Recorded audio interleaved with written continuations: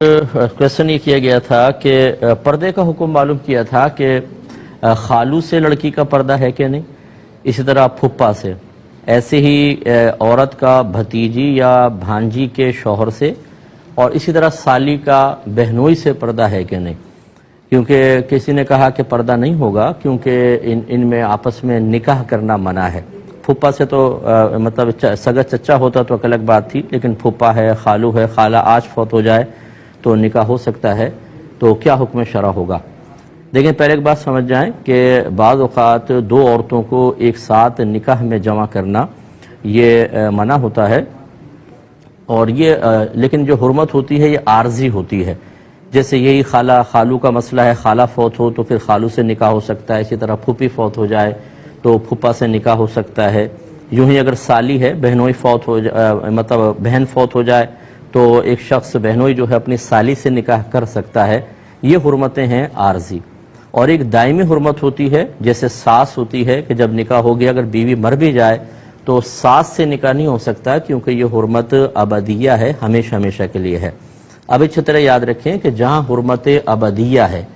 وہاں پردہ نہیں ہوگا، یعنی ساس سے پردہ نہیں ہوتا، اسی طرح بہو کا اپنے سسر سے پردہ نہیں ہے چاہے شوہر فوت ہو جائے۔ وجہ اس کی یہ ہے کہ سسر سے کبھی نکاح نہیں ہو سکتا۔ لیکن جہاں حرمت عارضی ہوتی ہے، یاد رکھیں، وہاں پر اگر فی الحال تو نکاح منع ہے، کیونکہ دو بہنوں کو ایک ساتھ نکاح میں جمع کرنا منع ہے، حرام ہے، لیکن یہ عارضی طور پہ آج بہن کا انتقال ہو تو دوسری بہن بہنوئی سے نکاح کر سکتی ہے۔ لہذا جہاں عارضی حرمت ہوتی ہے وہاں پردے کا حکم برقرار رہے گا، وہاں رعایت نہیں ملے گی، چاہے دوسری بہن ابھی نکاح میں ہے۔